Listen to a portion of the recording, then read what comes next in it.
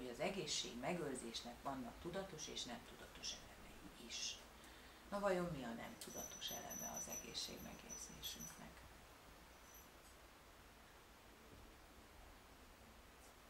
Mert hogy vannak olyan helyzetek is, amikor mondjuk én születek egy betegségre való hajlammal, mégse lesz az a betegségem. Mert nem minden betegség jön ki rajtunk, igaz?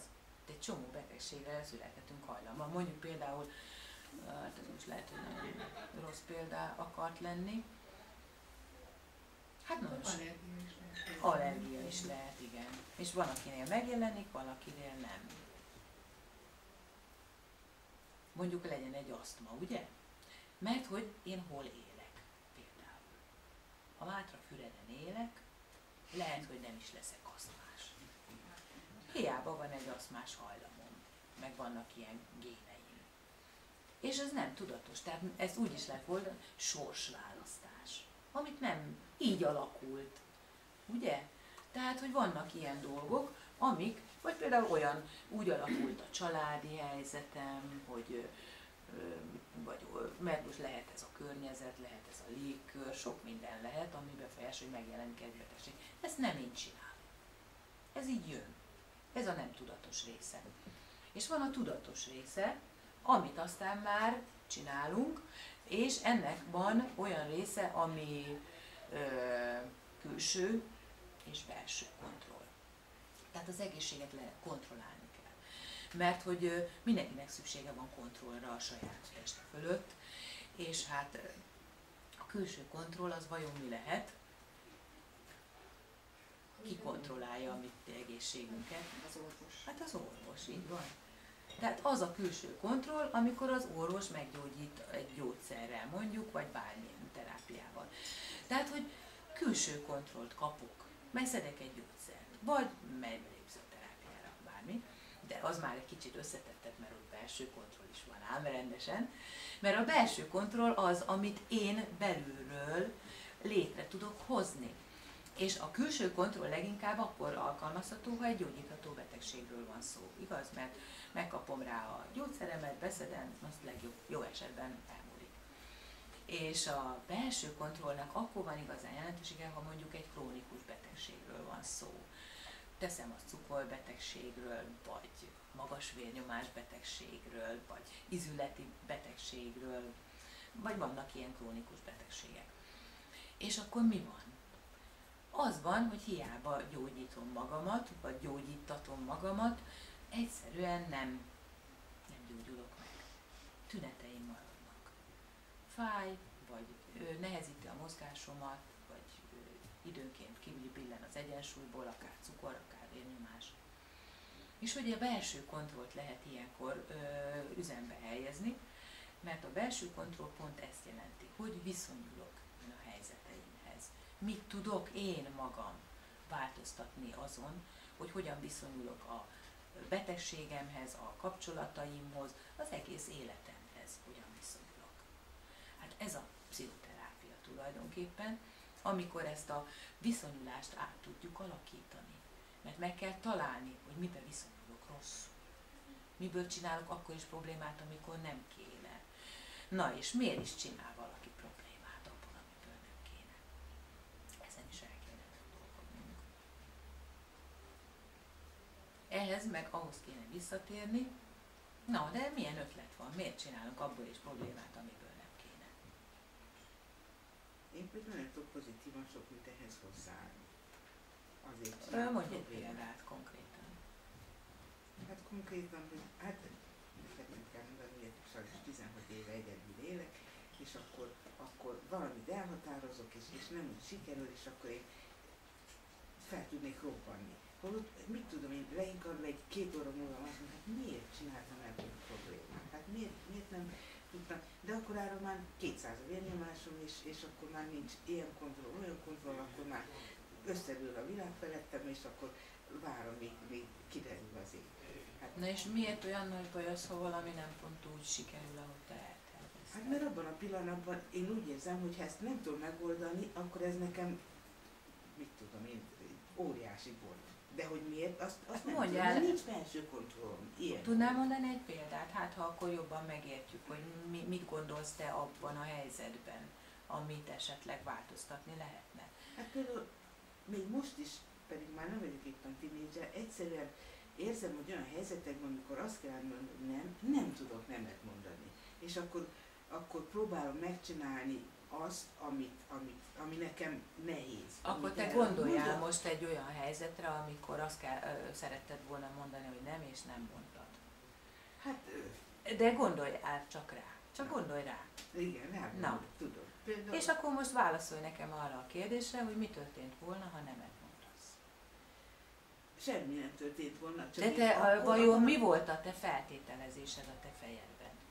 Azt, hogy ezt most akármilyen módon meg kellene oldani, hogy én azt elmenjek. Hát például tudod, ha így szól valamit, hogy akkor én nekem más gondom, vagy már más témám van, hogy megcsináljam, de most nem tudom eldönteni, hogy mert ha őnek azt mondom, hogy nem megyek, akkor esetleg megsértődik, de a másikat meg kellene csinálni. És akkor ott vagyok a két téma között, és itt van az, hogy nincs önkontrollom, mert talán az, hogy ugye... Na jó, akkor itt van a válasz, tetszenek hallani, azt mondja, hogy mert megsértődik. Na akkor megyünk tovább ezen az úton. Mi van, ha megsértődik? Hát akkor nem tudom. Dehogy is nem tudod. Kellemetlen. Na így van, kellemetlenség. Hát igen. És akkor mit jelent az, hogy kellemetlen? Hogy miért okoztam én annak kellemetlenséget? És mi történik akkor, ha te kellemetlenséget okozol neki?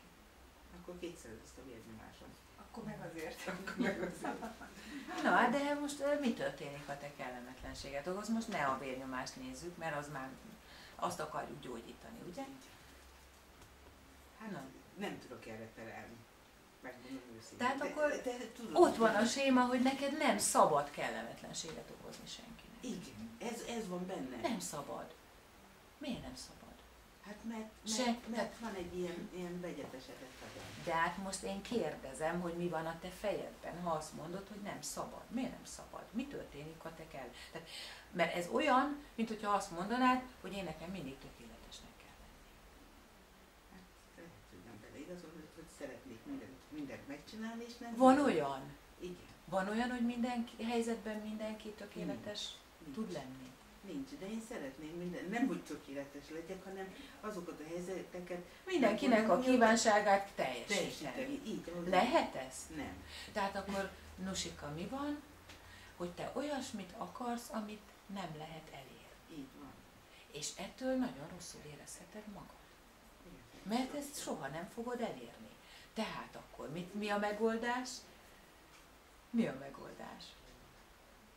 Itt kellene, hogy pozitívan hozzáállni. Nem, ez nem mond semmit. A hangsúlyokat áthelyezni. Tessék? A hangsúlyokat áthelyezni. Például rangsort állítani a feladatokban. Vagy például az, tessék? Mi a fontosabb? Mi a fontosabb, így van. Az a fontosabb, hogy elintézzem azt a dolgot, vagy eltűröm-e, hogy a nővérem 2 napig haragszik rá. Hát meddig fog haragudni? Meddig szívem? Egy fél óráig. Na, itt a megoldás, tetszik? Mert hogy ezeket el kell fogadni. Hogy én most kiválasztom, hogy mi a fontosabb. És meg a másik, ugye, amit az előbb mondtam. Hát, hogy a szeretet. Hát nem attól szeretem, hogy mindig kiszolgálom. Ennyit csinál, és már pattanok. És közben én meg belepusztulok a 200-as vérnyomásomba. Hát ez a szeretet. Ezt várja el tőled valaki? Mondjuk ő lehet, hogy nem érti ezeket az összefüggéseket, mert nem beszélgettünk erről soha, meg már ő nem fog nyitott lenni, de hogy azt kell elfogadnod, hogy vannak helyzetek, amikor nem tudom teljesíteni azt, amit elvárnak tőlem. És akkor valakinek ez rosszul fog esni. És az, hogy neki ez rosszul esik, azt én el tudom fogadni, mert nekem megvan az okom rá. És lehet, hogy nem is igazságos, hogy ő most haragszik ezért. És mi a lényeg ebből? Hogy én kell, hogy erre meg legyek győződve. És a pozitív gondolkodás ez, hogy én tudom, hogy jogom volt azt a másik feladatot választani, és ettől én még őt ugyanúgy szeretem, és amikor tudok, úgy is segítek rajta, de van helyzet, amikor ezt nem tudom megtenni. Na de mi a baj az ilyen helyzetekben? Hogy ő egyetért azzal, aki őt kritizálja. Mert te egyetértesz fel, hogy tényleg hát nem kellett volna őt megbántanom. Közben pedig azt kéne tudnod, hogy én azért döntöttem így, mert nem tudok egyszerre két helyen lenni. És prioritást állítottam fel, rangsort, és most ezt kellett választanom. És akkor, ha ő elkezdi mondani azt, hogy most akkor milyen gonosz vagy, hogy nem jöttél el, amikor kértem, akkor te belül tudod, hogy te nem vagy gonosz. De sokszor egyébként az is könnyen meg lehet, hogyha megmondja az ember a másiknak, hogy most nem tudom, akkor elfogadják. Tehát lehet, hogy az ember csak magában játsza le úgy a történetet, hogy ezzel neki bajt okozok, vagy haragudni fog, közben lehet, hogy jó, akkor megoldom máshogy, és akkor keresel is és nincs is semmi. De ez általában az ember csak utóbb... Nagyon jó, hogy ezt mondtad, mert akkor megint tudom magyarázni a pozitív gondolkodást. Mert ez a pozitív gondolkodás, hogy én nem azt képzelem, hogy ő meg fog haragudni, hanem azt képzelem, hogy nem fog megharagudni, vagy ha megharagszik, megoldjuk, meg tudjuk beszélni. Mert hogy ez a gondolatolvasás, hogy én azt hiszem, hogy ő azt fogja gondolni. És ez a negatív gondolkodás, mert beleteszek a fejébe olyanokat, ami én rám vonatkozva rossz fényt vet. Tehát, hogy ő azt gondolja, hogy én nem vagyok elég jó testvére. Pedig lehet, hogy te azt mondanád, hogy ne haragudj, most nem tudok menni, mert XY-nal már megbeszéltem, és ez fontos lenne most elintézni. És lehet, hogy azt mondja, jó van, akkor gyere holnap. De te nem pozitívan gondolkozol, mert te nem azt gondolod róla, hogy lehet, hogy ő elfogadja ezt. Ez a pozitív gondolkodás, hogy oda teszed, lehet, hogy ő elfogadja. Akkor gondolkozol pozitívan. Tehát lehet érteni, ugye? Hogy a pozitív ez nem az, hogy én most ez sikerülni fog, nem ez. Hanem, hogy a helyzetek, amiket én meg akarok oldani, annak a kimenetelében bízok. És hogy például, hogy el tudom azt érni nála, amit szeretnék. Vagy meg tudom védeni magamat. Ez már pozitív gondolkodás. És ebben az a legnagyobb lényege a dolognak, hogy te magad hidd el. És nagyon sokszor látjuk ezt egyébként, hogy például anyagyerek, mondjuk idős szülő már, és így Mariot bálbuként rángatja a családot, az idős mama. És mi történik? Ugyanez a helyzet, hogy nem merik neki megmondani, mert hát az anyám, meg hát mindig ő mondta meg, hogy legyen. És mi van?